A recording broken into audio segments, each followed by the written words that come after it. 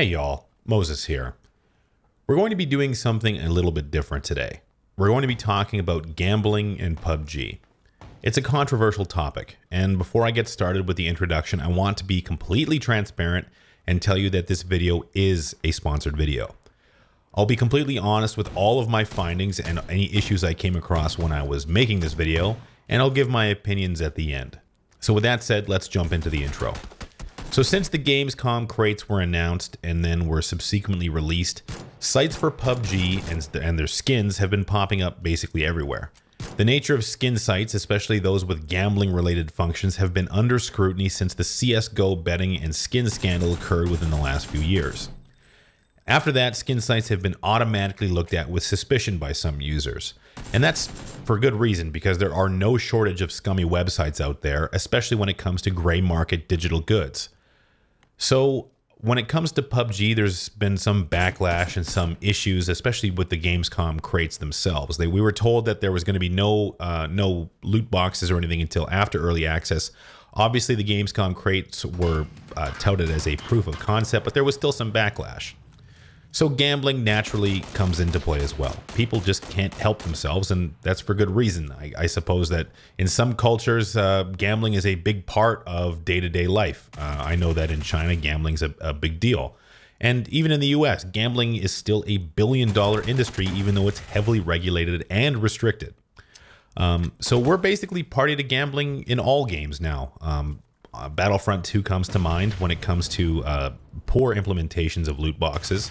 But Overwatch, League of Legends, Dota, all of these game companies have this built into their revenue model before the game's even released, because outside of game sales, there is no way to generate revenue on one title. So the games as a service model, something that has been touted by Brennan Green and everyone else, building it as a service is something that includes the post-sale revenue, things like loot boxes and subscriptions and all sorts of other stuff. So I've never been much of a gambler. I have never really been interested in paying for skins or even with loot boxes. But when it comes to PUBG, something I've basically dedicated the last 6 or 7 months of my life to, I also think that when you're playing a game like that, you kind of get sucked into the rarity and variety and allure of skins, and that's no different for me. I've managed to collect all of the PlayerUnknown set, the bandana, the trench coat, and the shoes, all of which are extremely rare, and they are essentially a status symbol, kind of like the knives or other items in CSGO. Rarity introduces just a desire and a demand that drives the price up. It's just simple economics, and you can see that with some prices coming out of the some of the items coming out of the Gamescom crates as well. So with this economy just beginning, I've been approached by various companies looking to buy ad spots on my YouTube channel, some of which have been obviously shady, and I've just immediately declined them or failed to respond. And some are just perceived as shady based on some of the points I made before with the CSGO betting scandal. Some sites or many sites are just viewed as automatically scams, just due to the perception of and the reaction to those scandals in the past. So I decided to seek out one of these sites and to see if I could kind of learn more about it, see if I could figure out if there was any way I could look for a good example or a bad example, or point out something that just to see if they had any obvious flaws or scam elements, something that I've been told exist. So many companies just outright turned me down, offering only to pay me to showcase how good their sites were and to drive traffic towards their site with referrals and whatnot. So while planning the video, I started looking into OP Skins. Now, OP Skins is not sponsoring this video. They are just considered one of the more reputable skin sites in a decent skin marketplace, one I've used myself a few times. So in the course of that research, I learned about PUBG Boxes, which was created by the founder of OP Skins, and his name is Artur Minikov. Hopefully I'm saying that right. So PUBG Boxes has a couple of things going for them. Now, again, this is where I'm being transparent. PUBG Boxes is the sponsor of this video. So PUBG Boxes states that they have the highest possible win rate and that they're going to use a portion of revenue generated from the site to fund community events. Neither of those things I can independently verify. I have no way to determine if it is the highest possible win rate. I don't know what that means.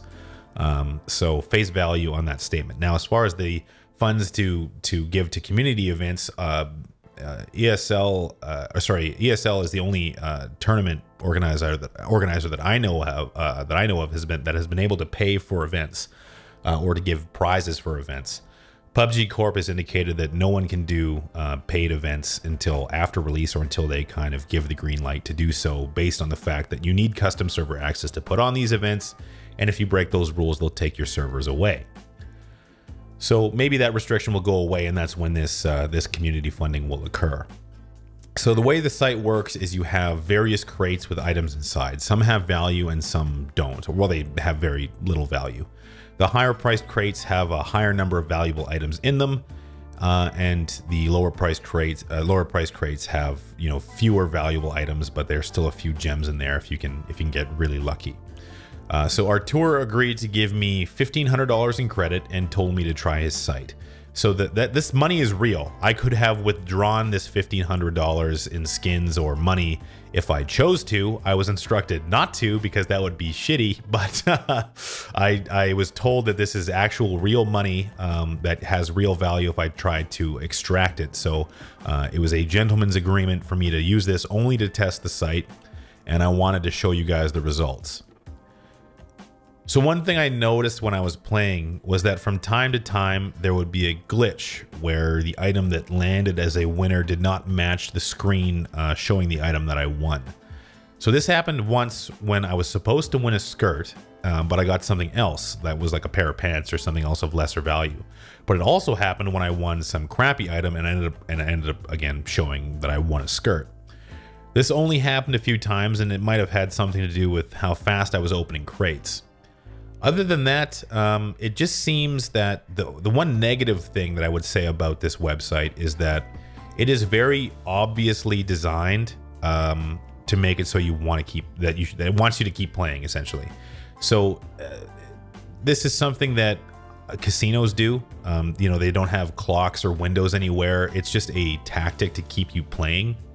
So essentially what happens is if you win an item, it'll give you the option to either open a crate and sell the item, open the crate by itself, or sell the item by itself. If you just want to claim the item and leave, you actually have to find a button that's way out of the way in the top right of the screen and click that to get back to the main menu, and then go to your inventory and withdraw your skin there. So if you're careful, you know, it's not going to force you to play again, but the most incentivized visual option is to sell the item and continue to play. So that's not something new in the gambling world, but it's something that, you know, people might not like. But otherwise, you know, I did try to, I did make the mistake and sold an item a couple of times that I wanted to try to withdraw. But that was just because I was opening them so fast that I was just used to clicking that button over and over and over again.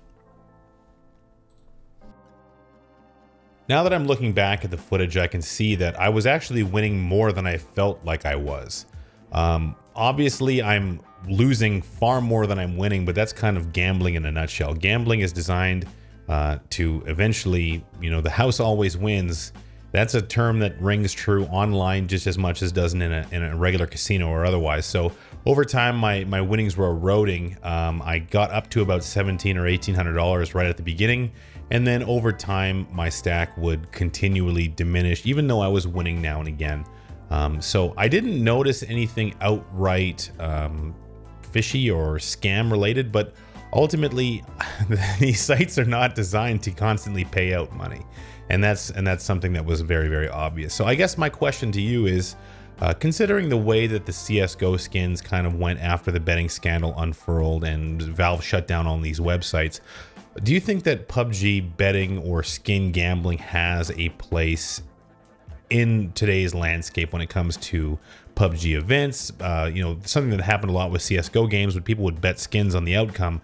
Do you think that that's something that would bolster the esports side of PUBG? Because gambling is permeating all areas of sports, and betting on games is something that's happened literally forever when it comes to sporting. So if given the learning we had from PUBG, or sorry, from the CSGO scandals, do you think that this is something that could work? Do you think that this is something acceptable in gaming? Do you think that this is something that, you know, if regulated, should it be regulated by the government? Should it be self-regulated? What steps do you think would need to be taken to make sure that this thing doesn't get out of control like it did with CSGO? And really then looking to Bluehole or Tencent or PUBG Corp, whoever might have a vested interest in this, do you think that this is something that they should look to regulate as heavily as Valve did? So as the video plays here, you can kind of see the different kind of success rates I've been having.